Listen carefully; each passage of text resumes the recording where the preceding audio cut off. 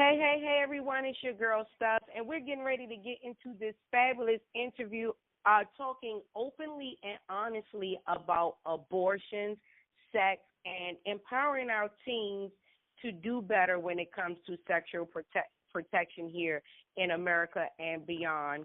Our teen young ladies and boys need us. So today's discussion is just going to be open and honest with my guests. We're going to have a good time, and we're just going to bring you our opinion on abortions. And just remember, our opinion is our opinion. We're not judging anyone. We're just stating how we feel about it. So I want to thank my guests on today for joining me, and I want to thank you guys for joining us as well. My guest for today is Miss Demisha Brooks, all the way from Detroit, Michigan. She's a 26-year-old young lady who was born on May 16th. She loves writing and blogging, and you can catch out her blog at the www.releaseinnerselfenemy.wordpress.com. And we're going to make sure you get all of her contacts and connect to make sure you can connect with her. But she started a blog to shed light on everyday struggles such as abortions, depression, sex, self-hate, and suicide. She has a love for children, the elderly, and animals, and she works for a resource center where she empowers women to be fearless, fabulous, and focused. The 3 Fs. That's so good. Fearless, fabulous, and focused. So her calling is giving and empowering teens, so she decided to create God's Giving, which is all about uplifting God's people. And everyone is a child of God. So we're here on today to uplift and encourage you in the best way possible. So let's introduce and put a warm welcome together for my special guest, Miss Demisha Brooks. Hello. Hey, everyone. How are you feeling today? I'm feeling great. Now, let me get this right because I mess names up all the time. Please forgive me if I did. Is it Demisha Brooks? Yes, Demisha Brooks. Oh, wonderful. I got it right, so that's great. So I thank you for joining us on today, me and my co-host, Mr. Unregulated, as we talk to you about your mission and what you have going on. So how's the weather there in Detroit, first of all? It's pretty chilly. It's pretty chilly, yeah. It's getting chilly here, too. You ready for the winter? Yes, I love the cold. Boo. Yes, I love it. I love everything about it. Oh, my gosh. I heard someone else say that the other day, and I was like, you got to be crazy. You got to be crazy. My co-host is on the line, Mr. Unregulated. How you feeling today? I'm doing well. How you ladies doing tonight? I'm fine. How are you? I'm well. And what is your name? Demisha. Denisha. Nice to meet you, Denisha. This is Mr. Unregulated.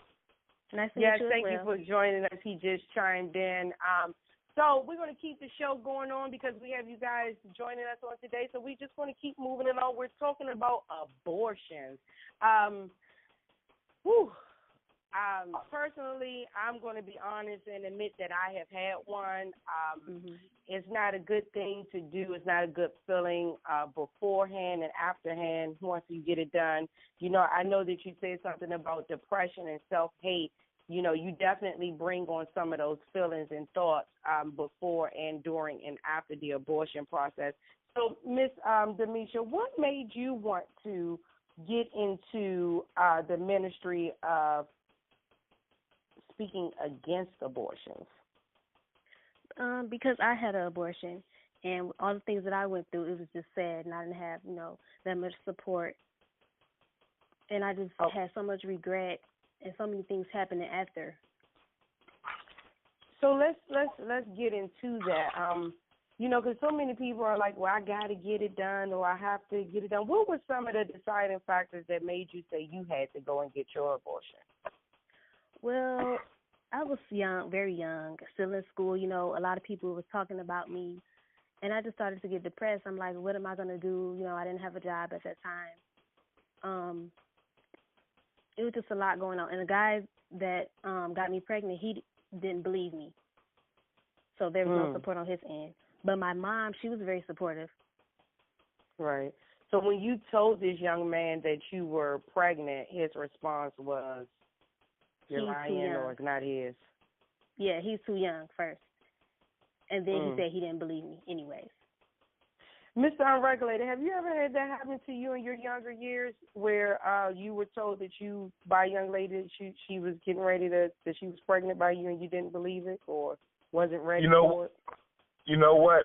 I have. There was a young lady that I had a one-night stand with that was from the neighborhood, and she came to me one day and she told me, she said that she was pregnant. And I'm about maybe 16, 17 years old.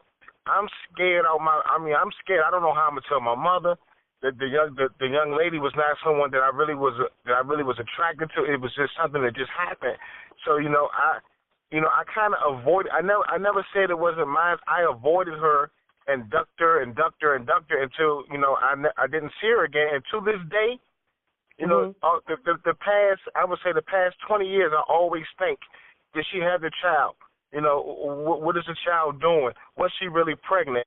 And I asked people from the old neighborhood, and no one remembers her because she was not a popular person. She was not a popular person in the neighborhood. She was just someone that lived in the neighborhood, and people seen her come and go. So that is something that I regret. And to this day, I always ask. You remember that girl that used to live on down 1430? But nobody knows her, and it's sad that I was immature, and that I didn't, I was not brought up wrong. It was just the fact that I was scared.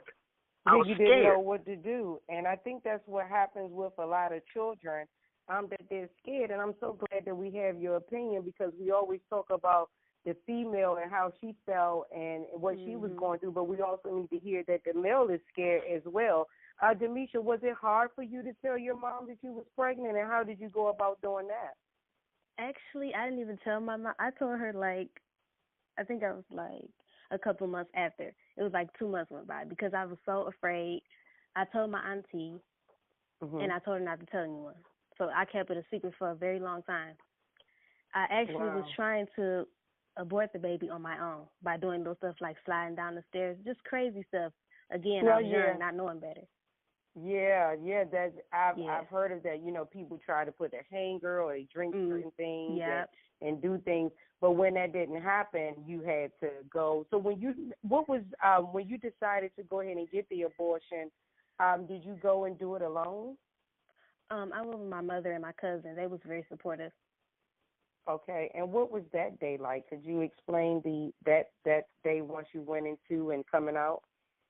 Oh, I was nervous all day that day.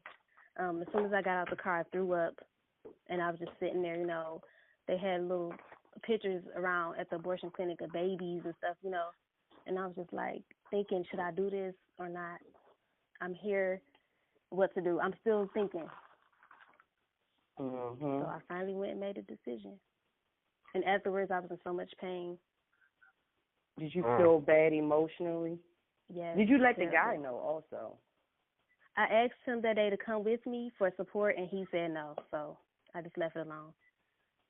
So then after that, you guys just separated and you went about your own way? Yeah. So now that you're in this ministry for abortions and you know what it's all about, and you see our young teens, out just they're being so sexually active and, having sex with the wrong people or for the wrong reasons, do you think that they're now beginning to use abortions as a way of birth control, as a form of birth control? Yes. And so many people, I just don't understand. It don't affect a lot of people like it affected me. Some people be like, I had 3 abortions, and just went on about their day. Yeah, I definitely hear some girls. I've heard some women say they had 6 abortions, or they oh, well, if I get pregnant, I'll just go and get rid of it and it's so sad. And handle it. I mean, it's just, Ms. Unregulated, have there ever been a time that you wanted to keep a child and a woman went ahead with an abortion without your say so? Not that I'm aware of, no. Okay. That situation hasn't played a part of my life. But just to back up a little bit, the question that I would have, because I know there are going to be a lot of listeners that are contemplating abortion at this moment, and then there's some guys who also are part of contemplating the abortion procedure. Can you tell us what the procedure is like? I mean, like from the time you walk into the hospital, I mean, do they put you in a separate room? Is it an operating room? How long is the procedure? Go ahead. I actually had to be put to sleep because what happened the first time I went, the doctor couldn't do it because he said I was moving too much and I was awake and I wouldn't let him touch me down there. So he got an attitude and he was like, I can't do this. So I had to go the second time and they had to put me to sleep. So I didn't feel anything. I was asleep. And next thing I knew, I wake up in the bed, they gave me cookies and drinks. Did they explain to you how the procedure was going to go? Nope. Because as a man, I'm curious to know the process or how the procedure works. Us as men, we know the pain and what women have to go through when it comes to childbirth and also the abortion. So I'm trying to get a visual picture of how this happens. I mean, from what I hear, there's a vacuum that sucks the baby out of the woman. So not to be too graphic, yes, but to give you an example, because she was asleep, I was up. They take you into this room, and while you're in the back and you're waiting, you're sometimes with other women. And, at that time, you should be trying to talk one another out of it, but usually you're not.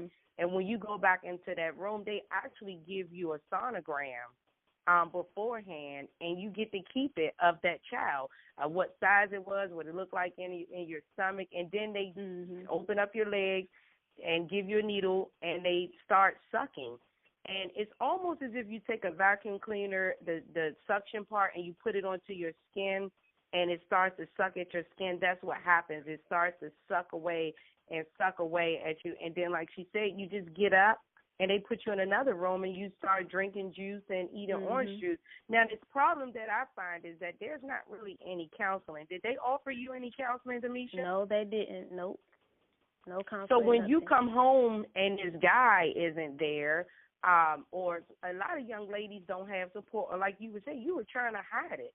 You're in that room by yourself. What were some of your afterthoughts when you got home in your bed alone, laying down there thinking about it? Oh, wow. I actually cried, for weeks. I just couldn't believe that I did it. At first, I didn't want to do it anyway, but I was just pressured from the other side of my family. Not from my mom, but, my cousins, my grandma, you're too young.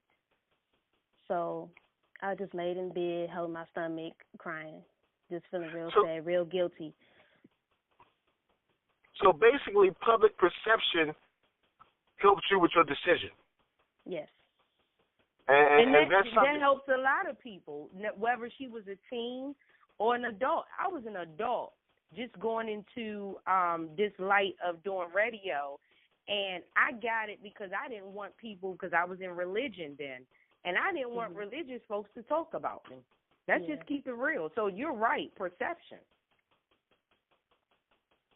Yeah, that definitely has to change, because I think personally, my personal thoughts are that the mother who's going through the procedure definitely needs a wraparound support group around her.